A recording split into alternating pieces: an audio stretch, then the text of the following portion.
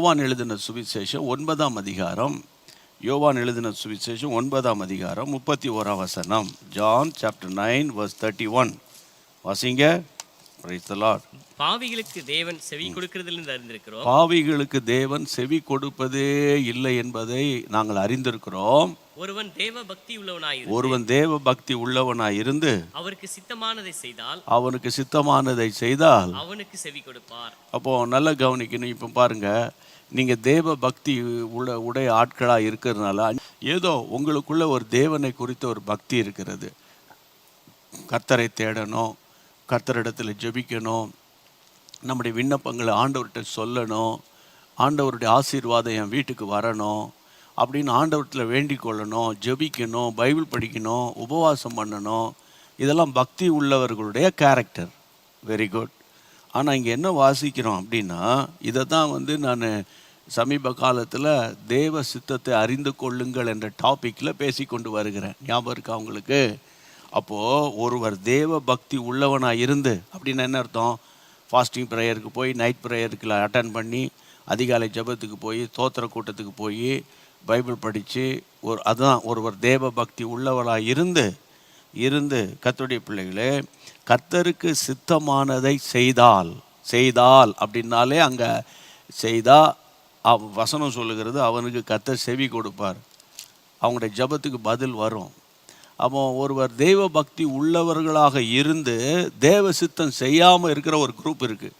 அப்படின்னா என்ன அர்த்தம்? சர்ச்சுக்கு போய் பைபிள் படித்து ஜெபம் பண்ணி பாட்டு பாடி எல்லா காரியத்தில் ஈடுபட்டு இருந்தாலும் தங்கள் வாழ்க்கையில் காட்ஸ் வில்லை கண்டுபிடிக்காம, தேவ சித்தத்தை கண்டுபிடிக்காம, தன்னுடைய இருதயம் போகிற போக்கிலேயே சுய புத்தியிலேயே சாய்ந்து இதை வாங்கணும், இதை செய்யணும், இதை படிக்கணும், இதை விரும்பணும், இது வேணும் அப்படின்னு, இதுக்கு ஆண்டவருக்கு பிடிக்குமா பிடிக்காதா அப்படிங்கிற அந்த மாதிரி ஒரு இன்டென்ஷனுக்கே போகாமல் இருக்கிற ஆட்களுடைய ஜபங்கள் கேட்கப்படாது அப்படின்னு டீட்டெயிலாக ஆண்டவர் பேசுகிறாரு.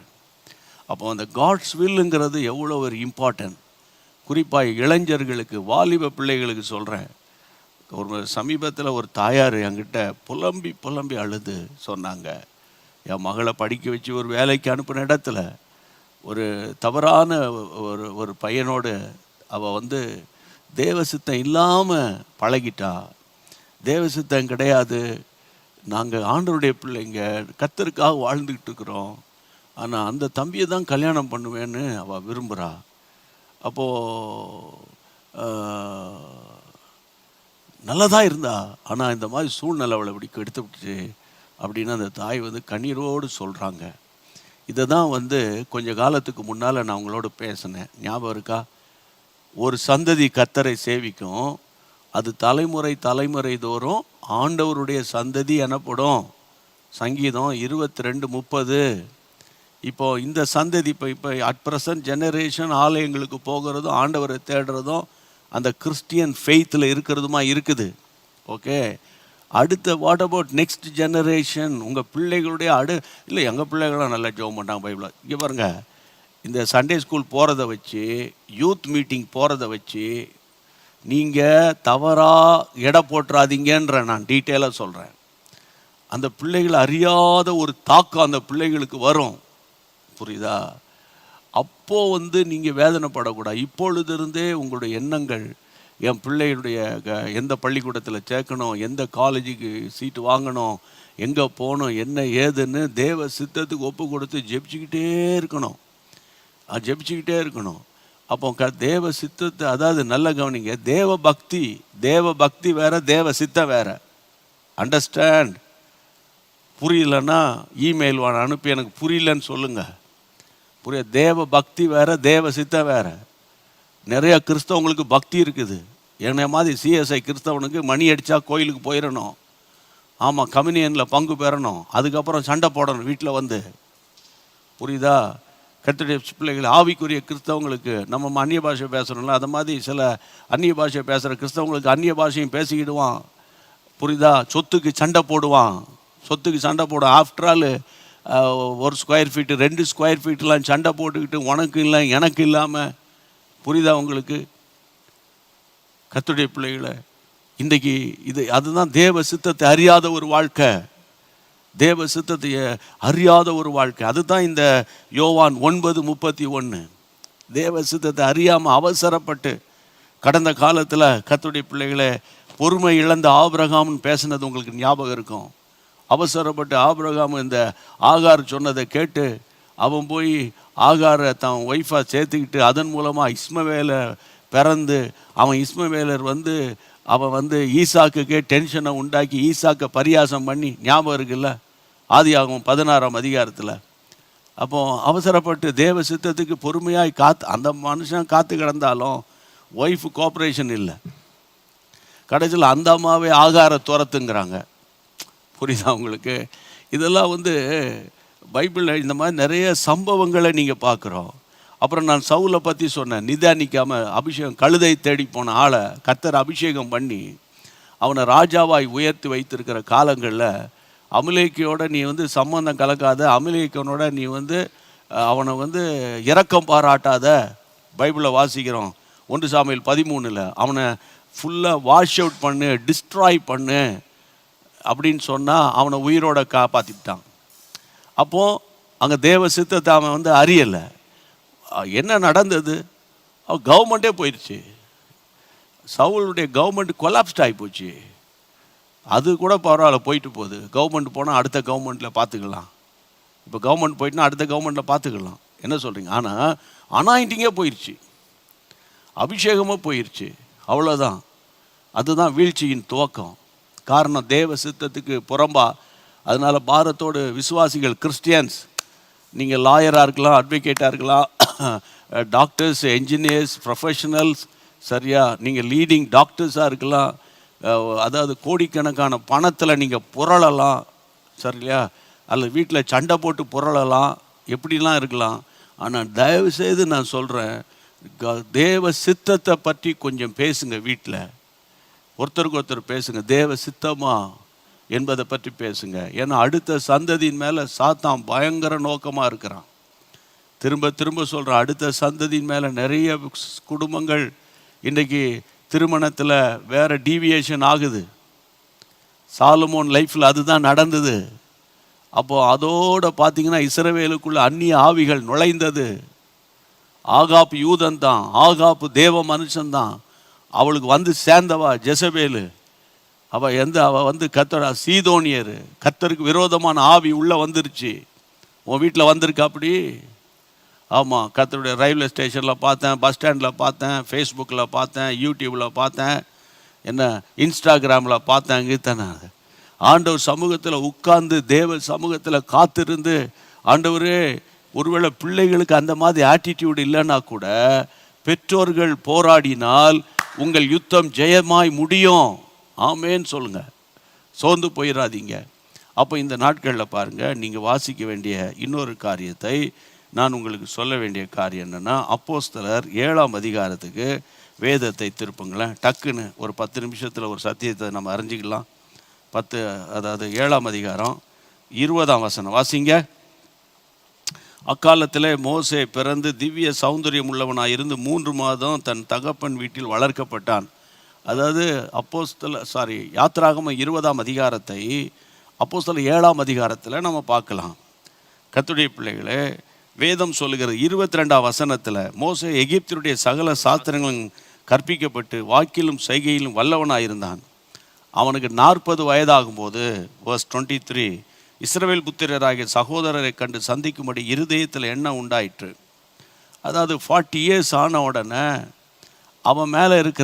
அவனுக்குள்ளே இருக்கிற ஒரு தெய்வீக தன்மை வெளிப்படுது. வளர்ந்தது எகிப்தில், பார்வோனுடைய அரண்மனையில் வளர்க்கப்படுறான். அப்போ அவனுக்கு அந்த விஷன் அது பற்றிலாம் ஒன்றும் வெளிப்பாடு வரல. அந்த 40 இயர்ஸ் அந்த மெச்சூரிட்டி டைம் வருது. ஆனால் தான் உலகத்தில் 40 வயசு ஒரு சரியான ஒரு மெச்சூரிட்டியான ஒரு காலம். கர்த்தருடைய பிள்ளைகளை இங்கே பாருங்கள். அப்போது இந்த 40 வயதானவுடனே அவன் இருதயத்தில் சகோதரரை சந்திக்கணும்னு இருதயத்தில் எண்ணம் கொண்டு, அவர்களில் ஒருவன் அநியாயமாய் நடத்தப்படுவதை அவன் கண்டு துணை நின்று எகிப்தியனை வெட்டி துன்பப்பட்டவனுக்கு நியாயம் செய்தான். தன்னுடைய கையினாலே தேவன் தனக்கு ரட்சிப்பை தருவார் என்று அவர் தன் சகோதரர்கள் அறிந்து கொள்வார்கள் என்று நினைத்தான், அவர்களும் அறியலை. கர்த்தருடைய பிள்ளைகளை, அதாவது 2 பேர் சண்டை போட்டுக்கிட்டாங்க. அப்போ எகிப்தியனை வெட்டி கொன்னுட்டான்.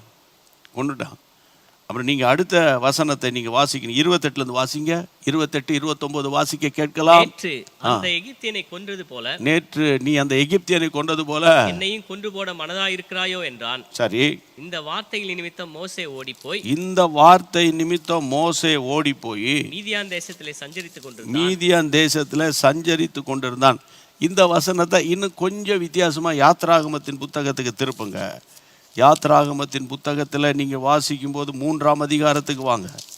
யாத்ராகமத்தின் புத்தகம் 3ஆம் அதிகாரத்தில் கர்த்தருடைய பிள்ளைகளே, நீங்கள் வாசிக்க வேண்டிய வசனம் என்னன்னு கேட்டால், கர்த்தருடைய வசனத்தை நீங்கள் வாசிக்கணும். அவனை கொன்றுவான். கொன்ற உடனே அங்கே அவன் பயந்து போய் அவன் ஓடும்போது பார்வோன் இதை கேள்விப்படுகிறான். கர்த்தருடைய பிள்ளைகளே, அந்த வசனத்தை நீங்கள் எடுத்து வச்சுக்கணும். வாசிங்க அந்த வசனத்தை. பார்வோன் அந்த காரியத்தை கேள்விப்பட்ட போது மோசேயை கொலை செய்ய வகை தேடினான். அதாவது 2ஆம் அதிகாரம் 15ஆம் வசனம். 2ஆம் இந்த வெட்டிவிட்டான், கொன்னுட்டான் அப்படின்னு பார்வோன் கேள்விப்பட்ட போது மோசேயை கொலை செய்ய வகை தேடினான். அப்பொழுது மோசே பார்வோனிடத்திலிருந்து தப்பி மீதியான் தேசத்துக்கு போனான். துறவண்டையில் ஒய்ஃபை மீட் பண்ணுறான். அதுக்கப்புறம் அவங்க கல்யாணம் பண்ணுறான். அந்த டெவலப்மெண்ட்லாம் உங்களுக்கு தெரியும்.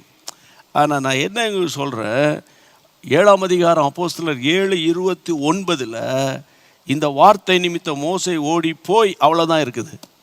ஆனால் கர்த்தருடைய பிள்ளை யாத்திராகமத்தில் பரிசுத்த ஆவியானவர் டீட்டெயிலாக எழுதி வச்சிருக்கிறாரு. அதாவது வசனத்தில் வாசிக்கிறோம், பார்வோன் அந்த காரியத்தை கேள்விப்பட்ட உடனே மோசையை கொலை செய்வதற்கு வகை தேடினான். இப்போ இதிலிருந்து நான் உங்களுக்கு என்ன சொல்லிக் கொடுக்க விரும்புகிறேன்னு கேட்டால், கர்த்தருடைய பிள்ளைகளை, இவனுடைய எண்ணம் நல்ல எண்ணம்.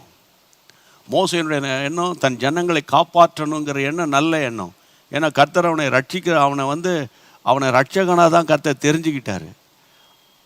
ஒரு பக்கம் மோசையினுடைய இன்னொரு பக்கம் மறுமுனை. இப்போ அவசரப்பட்டான், கொலை பண்ணான், ஓடுனான், ஒளிஞ்சான், இதெல்லாம் வாஸ்தவம். ஆனால் இன்னொரு பக்கம் என்ன, யாத்திராகமம் 3ஆம் அதிகாரத்தில் அந்த மாமனாருடைய ஆடுகளை ஓரே பருவதம் வரைக்கும் ஓட்டி கொண்டு வருவான். அங்கு கர்த்தர் அவனுக்கு முட்செடி நடுவிலே தரிசனமானார். 3ஆம் அதிகாரம் 2ஆம் வசனம். அங்கே கர்த்தருடைய தூதனானவர் ஒரு முட்செடியின் நடுவிலிருந்து உண்டான அக்கினி ஜுவாலையிலே நின்று அவனுக்கு தரிசனமானார். ஒரு நிமிஷம் நல்லா கவனம் பண்ணுங்க. மோசையினுடைய இன்னொரு முகம் என்னது? தரிசனம் பார்க்கிறது, தேவனுடைய பிரசன்னத்தை பார்க்கிறது. அக்கினி வெந்து போகிறது. அக்கினி பயங்கரமாக இருக்கு, ஆனால் செடி வெந்து போகலை. அந்த 3ஆம் அதிகாரம் 4ஆம் வசனத்தை வாசித்தால் அவன் பார்க்கும்படி கிட்ட வருகிறதை கர்த்தர் பார்க்கிறார். அவனை பார்த்து மோசே மோசேன்னு கூப்பிடுகிறார். அப்போ ஆண்டவரோடு கூட பேசுகிற, ஆண்டவரோடு பழகுகிற அவ்வளோ பெரிய ஒரு ஒரு ஒரு ஒரு நல்ல ஒரு ஆவிக்குரிய ஒரு கிருபை அவன் மேலே இருக்குது. இது ஒரு வாழ்க்கை மோசேக்கு. தரிசனம் பார்க்குற வாழ்க்கை, தரிசனத்தை புரிந்து கொள்ளுகிற வாழ்க்கை, கர்த்தருடைய சத்தத்தை காதுகளில் கேட்கிற வாழ்க்கை. இது ஒரு முகம் மோசேக்கு. இன்னொரு முகம் என்ன? தேவ சித்தத்தை அறியாமல் அவசரப்பட்டு எகிப்தியனை கொன்று ஓடி அலைகிற ஒரு காரியம். யோசிக்கணும், யோசிக்கணும். இன்றைக்கி நல்ல ஜெபிக்கிறவங்க வீட்டில் போராட்டம். ஆமாம், ஊழியம் செய்கிறவங்க வீட்டில் பயங்கரமான போராட்டம். இதை பார்க்குற இந்த பெயர் கிறிஸ்தவங்க இருப்பாங்க பார்த்தீங்களா, சண்டே கிறிஸ்டியன்ஸு. அந்த கிறிஸ்டியன்ஸ் இந்த கிறிஸ்டியன்ஸை பார்த்து சொல்லுவாங்க, நீ ஜெபம் பண்ணுற, பைபிள் வாசிக்கிறீங்க, அந்த சர்ச்சு போகிறீங்க, இந்த சர்ச்சு போகிறீங்க, ஊழியெல்லாம் செய்கிறீங்க, உங்கள் வீட்டுக்குள்ளே இவ்வளோ போராட்டம் இருக்குது, உங்கள் பொண்ணுக்கு இவ்வளோ போராடி கல்யாணத்தை பண்ணி வச்சிங்க, அவன் சண்டை போட்டு போயிட்டான், இவள் வாழை வெட்டியாக உட்காந்துட்டு இருக்கிறா. நாங்களும் அந்த அளவுக்கு ரொம்ப இன்வால்வ் பண்ணிக்கிறது இல்லை. தேவைக்கு ஆண்டவரை தேடுவோம், தேவைக்கு போவோம், தேவைக்கு இப்போ மருத்துவரை பார்க்குறோம். சும்மா போய் டாக்டர்கிட்ட போய் என்ன வந்தீங்க, என்ன பிரச்சனை? இல்லை சார், உங்களை பார்த்துட்டு போக வந்தான்னு யாராவது சொல்லுவாங்களா? இல்லை. அப்போ அது மாதிரி இந்த நாட்களில் தேவைக்காக தேவனை தேடுகிற ஒரு கூட்டம் இருக்குது. சரியா? பிரச்சனை வந்தால் தேவனை தேடுகிற கூட்டம் இருக்குது. ஆனால் எப்போதும் கர்த்தரை தேடுகிற ஒரு கூட்டம் இருக்குது. அந்த கூட்டம் தான் ரொம்ப ஜாக்கிரதையாக இருக்கணும்னு தான் எனக்கு ஆண்டவர் கொடுக்குற வெளிப்பாடு. அவங்களுக்கு தான் அந்த ஸ்பிரிச்சுவல் வார்ஃபேர் இருந்துக்கிட்டே இருக்கும், அட்டாக் இருந்துக்கிட்டே இருக்கும். அப்போ என் அன்பு தேவனுடைய பிள்ளைகளே, இந்த நாட்களில் நான் உங்களுக்கு பாரத்தோடு சொல்கிறேன். எப்படி கொரோனா வார்டில் வேலை செய்கிறவங்க தான் கேர்ஃபுல்லாக இருந்தாங்க, கொரோனாவோட டீல் பண்ணுற டாக்டர்ஸ் தான் கேர்ஃபுல்லாக இருந்தாங்க. அப்படியும் சில டாக்டர்ஸ் மாண்டு போயிட்டாங்க, நர்சஸ் மாண்டு போயிட்டாங்க, லேப் டெக்னீஷியன் மாண்டு போயிட்டாங்க, ஈவன் ஆம்புலன்ஸ் டிரைவர் இறந்து போனாங்க. உங்கள் எல்லாருக்கும் தெரியும். ஏன்னா அவங்க வந்து அந்த வைரஸோடு போராடிக்கிட்டு இருந்தாங்க. அப்போ என் அன்பு தேவனுடைய பிள்ளைகளை, இந்த நாட்களில் நான் உங்களுக்கு என்ன சொல்கிறேன்னு கேட்டால், மோசேயினுடைய ஒரு முகம், நல்ல ஜெபம், மலை நில தரிசனம், தேவ பிரசன்னம், அப்புறம் அக்கினி ஜுவாலை, கர்த்தருடைய சத்தம், இது ஒரு பக்கம். இன்னொரு பக்கம் வெட்டுறது, குத்துறது, அவசரப்பட்டு தேவனுடைய சித்தத்துக்கு காத்திருக்காம நல்ல காரியத்துக்கு தான் போனான் இவன். இருதயத்தில் ஏவுதல் வருது, உங்களுக்கு எனக்கு ஏவுதல் வரும், அதை செய்யணும், இதை பண்ணணும், அதை பண்ணணுங்கிற ஏவுதலை ஆண்டவர் கொடுப்பாரு. உடனே அதை வச்சு விசாரித்து ஜெபிக்கணும். மரியாளுக்கு நிறைய தகவல்கள் வந்தோடனே தன் இருதயத்தில் வைத்து அதை சிந்தனை பண்ணி கொண்டிருந்தாள். ஊரெல்லாம் டமர் அடிக்கல. யோசேப்புக்கு 17 வயசில் தரிசனம் கிடைக்குது. மற்றவனுடைய அறிக்கட்டுகள்லாம் தாழ கிடக்குதுரா, உன்னுடைய அறிக்கட்டு தான் நிமிர்ந்து நிற்கிதுன்னு. எப்போ விடியும்னு பார்த்துக்கிட்டு கிடந்து காலையில் எழுமுன உடனே தான் பிரதர்ஸ்ட சொன்னான். அன்னைக்கு அவன் லைஃப்பில் போராட்டம் வர ஆரம்பிச்சுது. காரணம், ஜஸ்ட் 17 years old. ஆமாம், ஸ்பிரிச்சுவல் மெச்சூரிட்டி கிடையாது. இதுக்கு தான் வந்து நல்ல பைபிள் படிக்கணும், நல்ல ஜெபம் பண்ணணும், பைபிள் படிக்கணும், லீடர்ஸ் உட நல்ல செய்திகளை கேட்கணும், ஆவிக்குரிய நூல்கள் வாசிக்கணும், ஆவிக்குரிய புத்தகம் வாசிக்கணும். புரியுதா உங்களுக்கு? அப்போது இந்த நாட்களில் தேவ சித்தம் அறியாத மோசே, அதாவது தலைதெறிக்க ஓட வேண்டிய ஒரு சூழ்நிலை வந்தது. பார்வோன் கொல்ல வகை தேடினான், ஆகிலும் கர்த்தர் அவனை பார்வோனின் கையில் ஒப்பு கொடுக்கல. விஷயம் என்னன்னு கேட்டால், அந்த மோசே தான் கர்த்தருக்கு தேவை. அவன் 430 வருஷம் அடிமைத்தனத்தில் இருந்த மக்களை கானானுக்கு வழி நடத்துவதற்கு. இன்னொரு பாயிண்ட் உங்களுக்கு தெரியும், கர்த்தருடைய பிள்ளைகளை, இஸ்ரவேல் ஜனங்களுக்கு தண்ணீர் பஞ்சத்தில் கஷ்டப்பட்டு கொண்டிருந்த போது பைபிளில் வாசிக்கிறோம். 20ஆம் அதிகாரம், என்னாகமத்தின் புத்தகம் 20ஆம் அதிகாரம் 2ஆம் வசனம், நம்பர்ஸ் சாப்டர் 20 verse 2 வாசிங்க டக்குன்னு. ஜனங்களுக்குள்ளே தண்ணீர் இல்லாது இருந்தது. அப்பொழுது மோசேக்கும் ஆரோனுக்கு விரோதமாய் ஜனங்கள் கூட்டம் கூடினான். நம்ம ஆட்களுடைய பாலிசியை, அதாவது கர்த்தருடைய பிள்ளைகளை, ஊழியக்காரர்களுக்கு விரோதமாய் கூட்டம் கூடுறது. இங்கே பாருங்க, ஊழியக்காரர்களுக்கு விரோதமாய் கூட்டம் கூடுகிற கூட்டத்தை ஆண்டவர் சந்திப்பார். நான் பொதுவாக சொல்கிறேன், ஊழியர்கள் தவறு செய்தாலும், அவங்க மனுஷன்தான், அவங்க தேவதூதரா, அவங்க தவறு செய்தாலும் அவர்களை சந்திக்க, அவர்களை கர்த்தர் திருத்தவோ அவர்களோடு டீல் பண்ணவோ கர்த்தர் போதுமானவராக இருக்கிறாரு. ஊழியர்களுக்கு விரோதமாக கமெண்ட் அடிக்கிறது, அவர்களுக்கு விரோதமாய் வருகிற காரியங்களை வந்து ஷேர் பண்ணி அதை வந்து ஃபார்வர்ட் பண்ணி விடுறது, வாழ்க்கையில் முன்னேறப்பார், பொருளாதாரத்தில் முன்னேறப்பார். புரியுதா? ஆனால் ஊழியர்களை குறித்த அவதூறான காரியங்களை பேசும்போது கர்த்தர் வந்து ஓரளவுக்கு தான் பொறுமையாக இருப்பார். சரியா? கர்த்தருடைய பிள்ளைகளை, இங்கே நம்ம பார்க்குறோம், இந்த அங்கே தண்ணீர் இல்லாமல் வந்த உடனே இவங்க முறுமுறுக்க ஆரம்பிச்சிட்டாங்க. முறுமுறுப்பு, அவன் மோசே மனுஷன் தானே. 20ஆம் அதிகாரம் வாசிங்க பைபிளில், கர்த்தருடைய பிள்ளைகளை, 8ஆம் வசனம் வாசிங்க. 8ஆம் வசனம், 20ஆம் அதிகாரம் 8ஆம் வசனம். எடுத்துக்கொண்டு நீயும் உன் சகோதரனாகி ஆரோனும் சபையாரை கூடி வர செய்து அவர்கள் கண்களுக்கு முன்னே கண்மலையை பார்த்து பேசு, அது தன்னிடத்தில் உள்ள தண்ணீரை கொடுக்கும். இப்படி நீ அவர்களுக்கு கண்மலையிலிருந்து தண்ணீரை புடப்பட பண்ணி சபையாருக்கு மிருகஜீவன் குடிக்க கொடுப்பாயின்னு கர்த்தர் சொன்னார். ஆமாம், 11ஆம் வசனத்தில் என்ன சொல்லப்பட்டிருக்கிறது? verse 11, தன் கையை ஓங்கி கண்மலையை தன் கோலினால் 2 தரம் அடித்தான். உடனே தண்ணீர் ஏராளமாய் புறப்பட்டது, சபையார் குடித்தார்கள், அவர்கள் மிருகங்கள் குடித்தது. தொடர்ந்து வாசிங்க 12. பின்பு கர்த்தர் மோசேயும் ஆரோனையும் நோக்கி, இஸ்ரவேல் புத்திரரின் கண்களுக்கு முன்பாக என்னை பரிசுத்தம் பண்ணும்படி நீங்கள் என்னை விசுவாசியாமல் போனபடியினால் இந்த சபையாருக்கு நான் கொடுத்த தேசத்துக்கு நீங்கள் அவர்களை கொண்டு போவதில்லை என்றார். பார்த்தீங்களா? கர்த்தருடைய பிள்ளைகளை ஆண்டவர் சொன்னார், கண்மலையை பார்த்து பேசுப்பான்னார். எவ்வளோ பெரிய கேரக்டரு! மோசே தேவனுடைய வீடு எங்கிலும் உண்மை உள்ளவனாக இருந்தது போல கிறிஸ்துவும் தம்மை ஏற்படுத்தினவருக்கு உண்மை உள்ளவராக இருந்தார் என்று எபிரேயருக்கு எழுதின நிருபமாக சொல்லப்படுகிறது. அப்போ அப்படிப்பட்ட ஒரு நல்ல ஒரு குவாலிஃபைடு பர்சன், அது இல்லை, தேவனோடு இரவும் பகலும் 40 நாட்கள் அந்த சீனாய் வனாந்தரத்தில் அந்த சீனாய் மலையில் தேவனோடு சஞ்சரித்த ஒரு மனுஷன், 10 கற்பனைகளை ஜனங்களுக்காக கொண்டு வந்த ஒரு மனுஷன், எத்தனையோ முறை திறப்பில் வாசலில் இருந்து ஜனங்களுக்கும் தேவனுக்கு நடுவே புலம்பி அழுத ஒரு மனுஷன் மோசே. என்ன சொல்றீங்க? அப்போ ஆனால் இந்த இடத்துல அவன் டென்ஷன் ஆகி, வசனம் சொல்லுகிறது, ஆண்டவர் பேசுன்னு சொன்ன இடத்துல அவன் 2 முறை அடிச்சுவிட்டான். அப்போ தண்ணீர் வந்திருக்க கூடாத, ஆண்டவர் தான் வேலையை செஞ்சுக்கிடுவார். முதல்ல காரியம் நடந்துடும், அப்புறம்தான் ஆண்டவர் டீல் பண்ணுவார். நிறைய பேருக்கு அந்த விஷயம் தெரியாது. ஆமாம், தண்ணி அடிக்கிறவனுக்கு காரியம் நடக்கும், ஒய்ஃப் அடிக்கிறவனுக்கு காரியம் நடக்கும், புருஷனை அடிக்கிறவனுக்கு காரியம் நடக்கும் அந்த நேரத்தில். ஆனால் அதுக்கு பிற்பாடு அடுத்தடுத்து நகர்வுகளுக்குள்ளே தான் ஆண்டவர் தன்னுடைய கிரியைகளை காண்பிப்பார். அப்போ இன்றைக்கு நான் என்ன சொல்கிறேன்னு கேட்டால், கர்த்தருடைய பிள்ளைகளை, மோசேயினுடைய இன்னொரு முகம் அவசரப்பட்டு அடிச்சுவிட்டான்.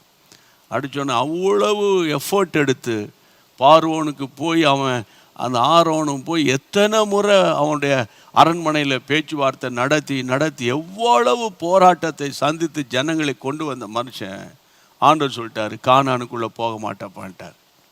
பிரியமானவர்களே, காரணம் அவசரப்பட்டு அவன் கண்மலை அடித்தான், பேசுன அடித்தான், அங்கே அவன் ஒருத்தனை கொன்னுவிட்டான். இதெல்லாம் அவனுடைய லைஃப்பில் இருக்கிற ஒரு ட்ராபேக்ஸ். ஆனாலும் கர்த்தருடைய சத்தம் கேட்குது, கர்த்தருடைய சத்தம் கேட்கு. ஜெபம் பண்ணலாமா? ஒருவன் தேவ பக்தி உள்ளவனாக இருந்து தேவனுக்கு சித்தமானவைகளை செய்யாவிட்டால் கர்த்தர் அவன் ஜெபத்துக்கு பதில் கொடுக்க மாட்டார். ஒப்பு கொடுத்துருங்க. நான் ஒரு சாதாரண ஊழியக்காரன், ஒரு சாதாரண ஒன்றுத்துக்கும் உபயோகம் இல்லாத ஒரு அப்புரோஜனமான ஒரு ஆள், சரியா? கடமையை மட்டும்தான் உங்களுக்கு செஞ்சுக்கிட்டு வரேன். ஏன் இந்த மாதிரி சத்தியங்கள் பேசும்போது சில நேரங்களில் நான் உங்களை கடிந்து கொள்ளுகிறேன்னு கேட்டால், கர்த்தருடைய பிள்ளைகளை கடிந்து கொள்ளுகிற அந்த உபதேசங்களுக்குள்ளே தான் தகப்பனுடைய இருதயம் அடங்கியிருக்குது. என்ன சொல்கிறீங்க? கைகளை வைத்து ஜெபம் பண்ணுங்க. கைகளை வைத்து சொத்துக்கு பின்னால் ஆஸ்திக்கு பின்னால் சுற்றிக்கிட்டு கிடந்தது போதும். ஆண்டவரே, நான் ஒரு ஒழுங்கான தகப்பனாக என்னை மாற்றுங்க. ஆமாப்பா, ஒழுங்கான தகப்பனாமா நான் காலை எழுந்துச்சிட்டேன், பைபிள் வாசித்தேன், ஜெபம் பண்ணிட்டேன், நான் சொல்லிட்டேன், நான் செஞ்சிட்டேன்னு நீங்கள் தன்னைத்தானே திருப்திப்படுத்துகிற அந்த கேரக்டர் வேண்டாம், செயல்படுத்துகிற கேரக்டர் எனக்கு வேணும். ஆண்டவரே, ஒருவன் தேவ பக்தி உள்ளவனாக இருந்து தேவனுக்கு சித்தமானவைகளை அவன் செய்யாத போது கர்த்தர் அவனுடைய ஜெபத்துக்கு பதில் கொடுக்க மாட்டார். யோவான் 9:31 அடிப்படையில் இன்றைக்கு மோசே லைஃப்பில் இருக்கிற 2 முகங்களை ஆண்டவர் காட்டி கொடுத்ததுக்காக உமக்கு தோத்திரம். எங்களை தாழ்த்தி ஒப்பு கொடுக்கிறோம். நாட்கள் குறுகினது, காலங்கள் அப்பா அதிகம் இல்லை, இனி காலம் செல்லாது. இயேசுவே, எங்கள் ஜனங்கள் சந்திக்கப்படட்டும், குடும்பங்கள் சந்திக்கப்படட்டும், குடிகாரர்கள் சந்திக்கப்படட்டும். ஆண்டவரே, போதை வஸ்துக்கு அடிமையான வாலிப தங்கச்சிகள் சந்திக்கப்படட்டும். ஆண்டவரே, குடும்பத்துக்கு விரோதமாக அப்பா அம்மாவை கண்ணீரை வடிக்க வச்சுட்டு தவறான ஆண்டவரே கர்த்தாவே வாழ்க்கை நடத்துகிற வாலிப தங்கச்சிகளுடைய இருதயங்கள் திருப்பப்படட்டும். விசேஷமாக இதுக்கு மூல காரணம் சோசியல் மீடியா, மூல காரணம் இன்ஸ்டாகிராமு. ஆண்டவரே, இந்த பிள்ளைகள் அந்த அடிமைத்தனத்திலிருந்து அவர்கள் வெளியே கொண்டு வாரோம்.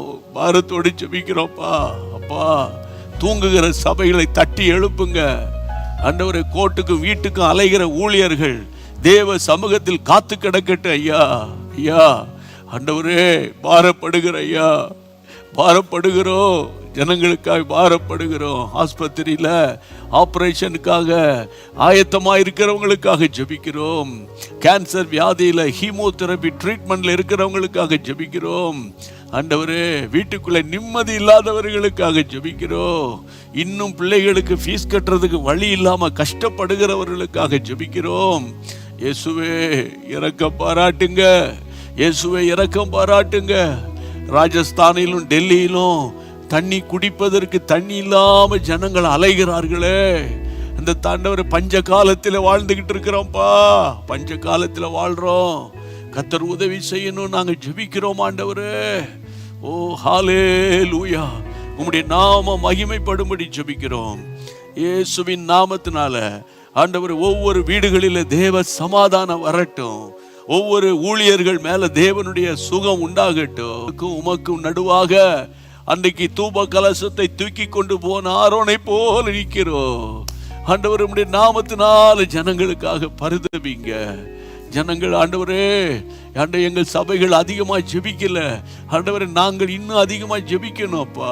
எங்கள் சபைகளுக்காக ஜெபிக்கணும்ப்பா. எல்லா லீடர்ஸுக்காக, எல்லா பிஷப்மார்களுக்காக, கத்தோலிக்க பிஷப்மார்களுக்காக, தென்னிந்திய பிஷப்மார்களுக்காக, ஆண்டவரே லுத்தரன் திருச்சபையினுடைய பிஷப்மார்களுக்காக, ஆங்கிலிக்கன், பிரெஸ்பிட்டீரியன், பேப்டிஸ்ட் பிஷப்மார்களுக்காக, ஆண்டவரே பெண்டிகாஸ்டல் லீடர்ஸுக்காக நாங்கள் பாரத்தோடு ஜெபிக்கிறோம் ஆண்டவரே. கர்த்தருடைய கிருபை தமிழகத்தில் வெளிப்படும்படி ஜெபிக்கிறோம், இயேசுவின் நாமத்தில் ஜெபிக்கிறோம். உம்முடைய ராஜ்யம் கட்டப்படட்டும். எங்களை தாழ்த்தி ஒப்பு கொடுக்கிறோம், கிருபைக்கு ஒப்பு கொடுக்கிறோம், கிருபைக்கு ஒப்பு கொடுக்கிறோம். கர்த்தர் ஒருவரே மகிமைப்படும். இயேசுவின் நாமத்தில் ஜெபிக்கிறோம் எங்கள் பரிசுத்தமுள்ள நல்ல பிதாவே, ஆமேன், ஆமேன்.